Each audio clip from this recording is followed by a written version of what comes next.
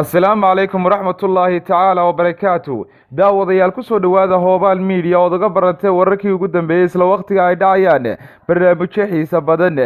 muuqaalo kala duwan oo kala gedisan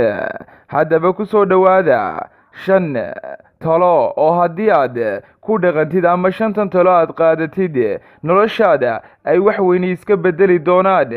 jidh ahaan iyo maskax ahaanba haddaba 5 talo waxa ay ku tusayaan ama ay tusaale u yihiin gabi ahaanba noloshaada waxayna u dhigan yihiin sida tan kow oohintu waa shay caafimaad ah waayo waxa ay ka saaraysaa warwarka waxa ay sidoo kale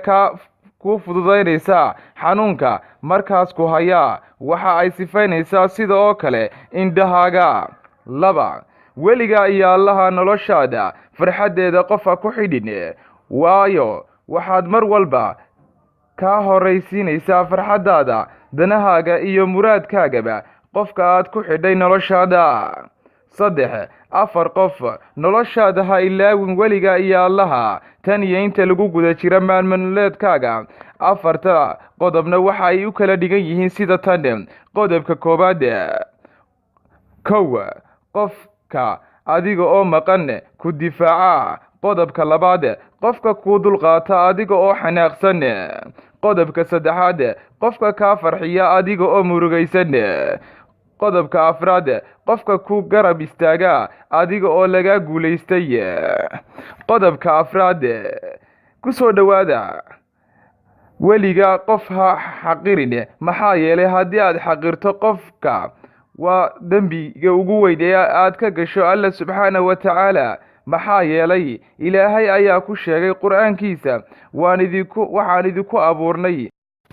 suuradii ugu wanaagsanayd 5 isku day inaad babac dhigto khatarta maxaa yeelay haddii aad badiso waad ku farxaysaa haddii laga badiyana waad garaadsanaysaa haddaba 5 qodob waxay haayeen 5 qodob oo ku salaysan oo ku saabsan noloshaada kuwaasi oo wax badan ka bedeli doona noloshaada haddaba haddii aanad channelkan hore ula socod jirin ama aad ku cusub tahay subscribe like share gare si aad ula socotid muuqaalada dambe waxa idin daadihinayay anigoo Ayaale Maxamed Aadan Ayaale Talyaani dhanka farsamada isku dabaridka عبد العزيز بقبا